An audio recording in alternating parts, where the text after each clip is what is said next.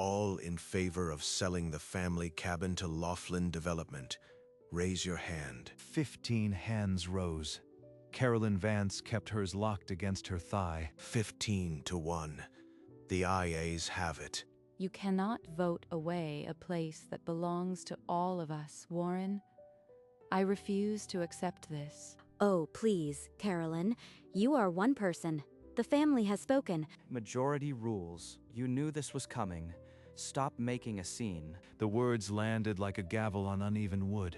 She scanned the circle. Aunts, uncles, cousins she had known her entire life, and not one of them met her eyes. She turned and walked away from the picnic tables, past the dusty grill and the crepe paper decorations, toward the gravel road. By the time she reached her car, her hands were shaking, not from fear, from something steadier. She drove away from the cabin, wondering if there was any piece of paper in any dusty archive that could stop a unanimous family. The mountain road unfurled in her rear view, but Linda's dismissal stayed pressed against her chest like a stone. Linda had called Carolyn's years of maintenance sentimental nonsense, a phrase so sharp it still stung. Mark had only griped about his student loans, claiming Carolyn's stubbornness was stealing his payout. 20 years of sweat and savings, and they call it nonsense. Her knuckles turned white on the wheel as she accelerated past the last familiar turnoff. Grandpa said, this porch ledger board was the soul of the house.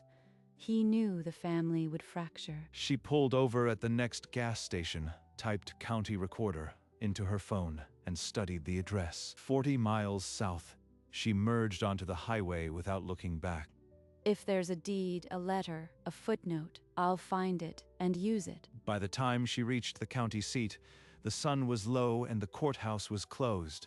But she'd be there when the doors opened. The next morning, Carolyn was first through the courthouse doors, her footsteps echoing down the empty marble hallway. The clerk led her to a wall of leather-bound deed books and pointed to the volume for 1971. She slid the heavy book onto the reading table and began flipping through brittle pages until she found the Vance parcel. She read aloud, "A permanent access easement and right of first refusal is hereby granted in favor of the descendant residing in and maintaining the cabin." Her finger traced the words descendant, residing in, and maintaining. The ink had held for 53 years. That's me. I've been the one living here, fixing the roof, paying the taxes, for 20 years. She pressed her thumb against the page as if the paper itself could confirm the claim. She quickly photocopied the entire page, then the cross-referenced plat map showing the easement road. The only road to the cabin crossed land tied to that easement. Without her consent, no buyer could even reach the property. Leaving the recorder's office, she clutched the photocopies tighter than any vote tally. Now she needed a lawyer. That afternoon, Carolyn sat across from Ellen Cross, a real estate attorney recommended by the county clerk. I found this in the 1971 deed book. Tell me, it means what I think it means. Ellen scanned the photocopies, her expression shifting from professional curiosity to quiet satisfaction. It's a recorded easement and right of first refusal, ironclad. The access road alone makes a sale impossible without your consent. So the vote meant nothing. The ROFR means that before any sale to a third party, you must be offered the property at the agreed price. They'll hate me for this. They already voted you out. You owe them nothing. But they're still my blood. She left the office with a legal weapon in her handbag and a battlefield in her chest. 2 days later, headlights swept across the cabin windows. Warren and Mark Vance had come unannounced. Warren slapped a listing agreement onto the worn kitchen table, the pages skidding to a stop against Carolyn's coffee mug. Sign it, Carolyn. The vote was unanimous, and the developer is ready to close. You are just one person. The family voted. This is happening, with or without your signature. I need time. A week. Let me think. You get 48 hours. Then we file the paperwork without you. The votes carry the weight. They don't know. They still think a vote overrides a deed. She held her voice steady, but her hand trembled against the table's edge. Warren and Mark drove off, their taillights vanishing into the pines, leaving a cloud of dust and a countdown. 48 hours. I'll need every minute to decide if I can use what I found. That night, alone with the countdown, she climbed to the attic and pulled open an old chest. Beneath moth-eaten quilts lay an envelope addressed to my cabin caretaker in Harold Vance's handwriting. She slid out the brittle paper. If you are reading this, you are the one who stayed.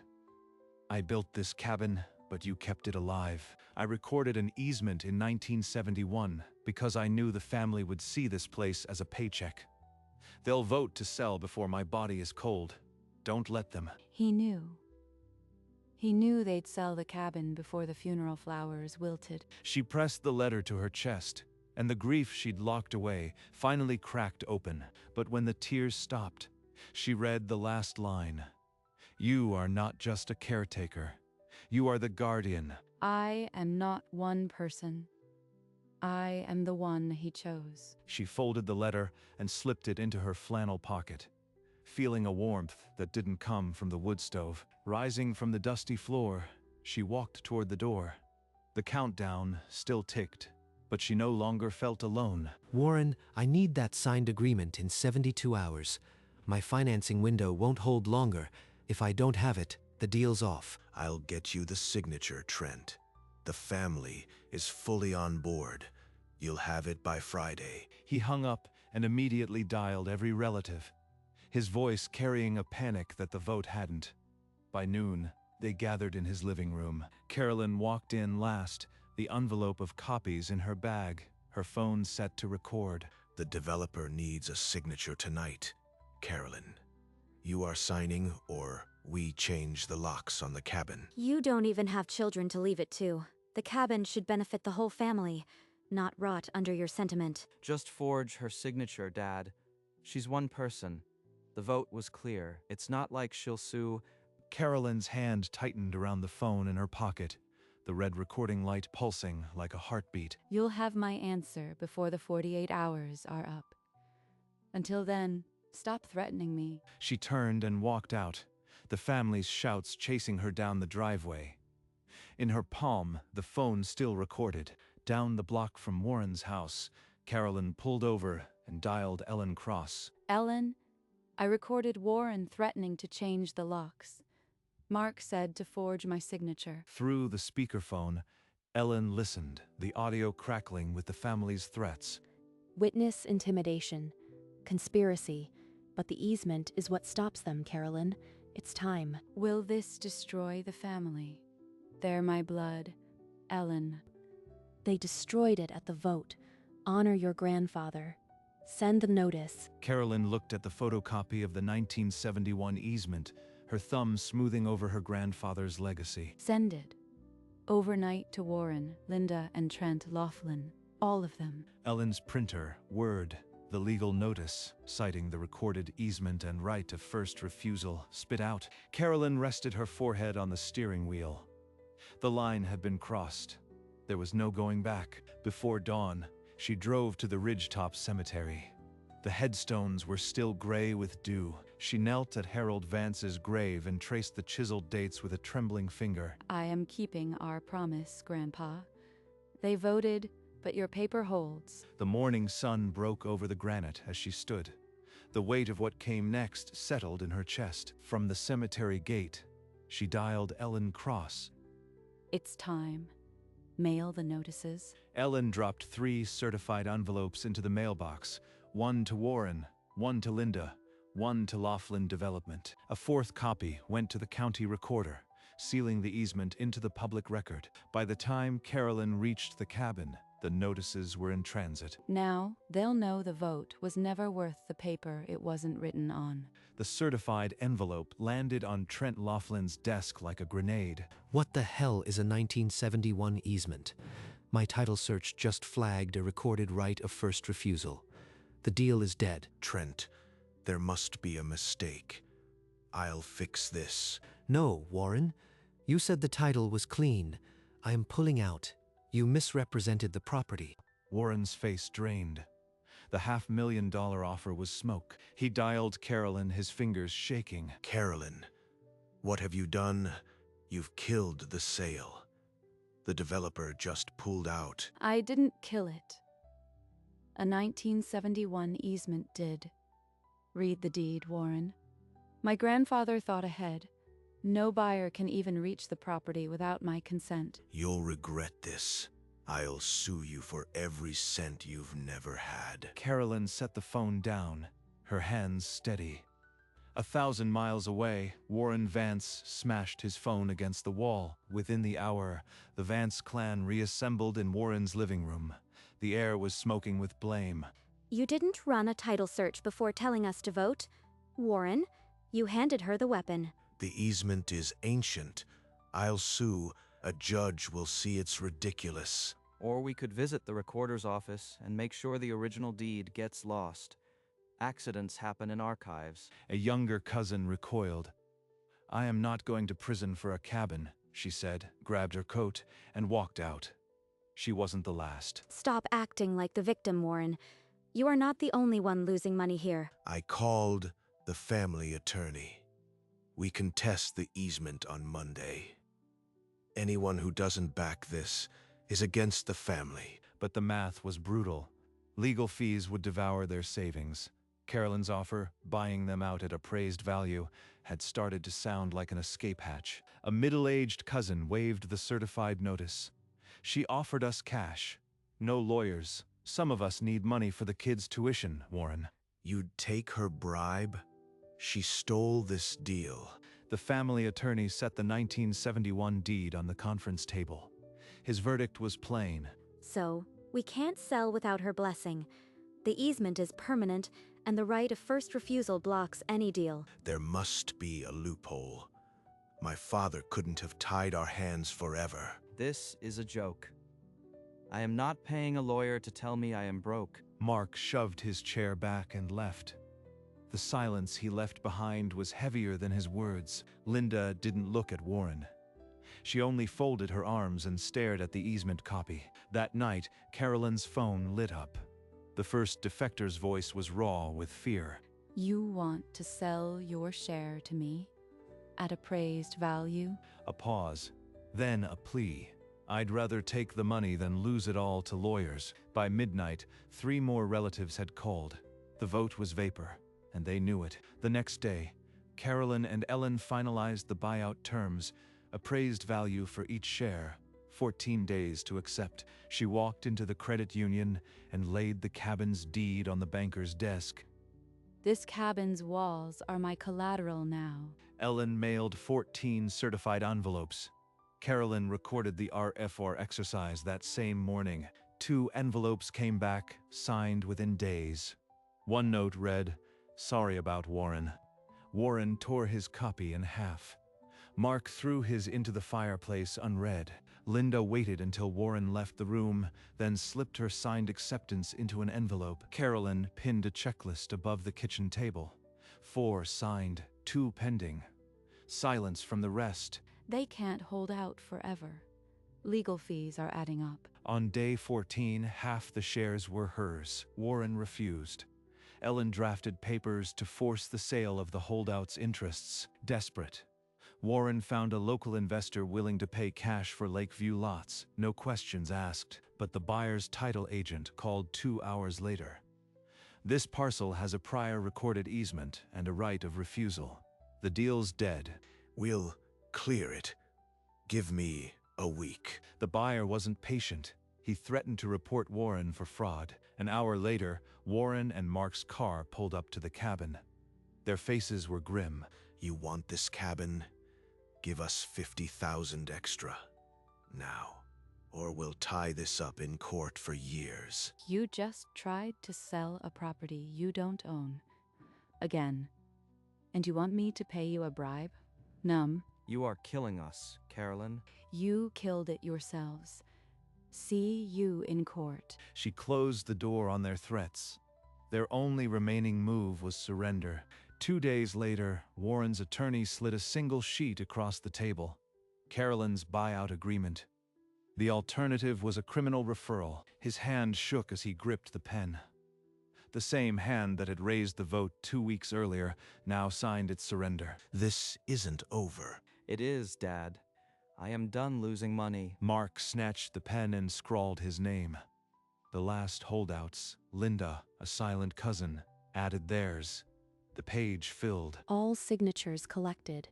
Closing in 3 days, Carolyn, it's done. Carolyn walked out of Ellen's office into a rain-washed street.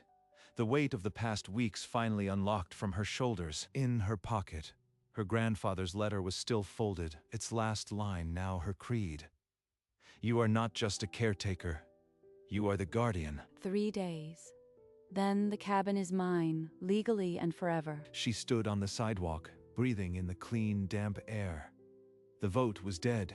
The cabin was saved. 3 days later, Carolyn sat at the closing table with Ellen and a notary, the transfer deed in front of her. She signed her name a dozen times, each stroke peeling away decades of other people's claims. Then she pushed 14 cashier's checks across the desk, one for every relative who had raised a hand against her. It's recorded. You are the sole owner, Carolyn. Sole owner. The word felt heavier than the cabin's beams. She walked to the county recorder herself, handing the deed to the same clerk who had watched her search the archives. When the clerk stamped recorded, Carolyn gripped the counter edge, a single sob escaping before she could stop it. Outside, she clutched the deed to her chest and walked past the courthouse steps where her grandfather had once unpacked his surveyor's tools. She drove back to the cabin as the sole owner, the forest road now legally hers. On the porch, she unfolded the deed and laid it flat. The pines whispered. The lake answered. The cabin was hers. She placed the brittle 1971 easement into a simple wooden frame and hung it above the stone mantel, where the vote tally had never reached. Then she lit a fire in the old iron stove, the first flame of her sole ownership. She picked up the phone and dialed Warren's number. The call ended before the second ring. He'd seen her name and sent it to the void. He still can't face her. She stepped onto the porch where her grandfather's chair still sat. They'll come back. Or they won't. Either way, this porch is mine now. The grief she'd been holding since the vote finally broke. She sank into the rocking chair, sobbing, until the weight was gone. Thank you, Grandpa. The pines accepted her whisper. The lake shimmered in the falling dark. She was finally, fully home. The next morning, she hammered a new metal sign into the gatepost. Private property. Family, welcome by invitation. A few weeks later, 3 cousins and their families arrived with casseroles and honest apologies. No Warren, no Mark. At dinner, Carolyn stood and unfolded the old letter, its creases as permanent as the easement itself. Grandpa wrote, "They'll vote to sell before my body is cold. Don't let them. I didn't let them." Forks paused. The old mantel photograph of Harold Vance seemed to stare at each of them in turn. The county newspaper ran a short column under local history how a 1971 easement saved a mountain cabin from a family vote. That evening, Carolyn raised her glass on the porch. A few cousins joined her, their murmurs low against the twilight. To Harold Vance, who planned for tomorrow, and to the family who learned that a vote doesn't outweigh a deed. She looked out at the darkening pines and knew the easement was never just paper. It was a promise, and she had kept it. A month later, a single car crawled up the gravel drive. Warren stepped out, hat in hand, his shoulders rounded. I was so focused on the money, I forgot this was Dad's home. I am sorry, Carolyn. He's never apologized for anything. You are my uncle, Warren. But if you ever try to sell this place again, I'll have you arrested. Fair enough. I deserve that. She didn't hug him. She poured 2 mugs of coffee and set one on the porch rail. They sat side by side on the old wooden rockers, the silence filled by the lake lapping below. Dad would have hated what I did. He always saw something in you I didn't. He saw someone who'd show up. That's all I did. They finished their coffee without another word. When Warren left, the gate didn't feel quite so guarded. Summer returned to the cabin with the scent of pine and charcoal. Children raced between the woodpile and the lake. The picnic tables, once the stage for the vote, now held platters of cornbread and lemonade. Inside, a teenage niece studied the framed easement. Carolyn pointed to the faded clause. It says the descendant, residing in and maintaining. That's me. The girl traced the old ink and looked up at the photograph of Harold Vance.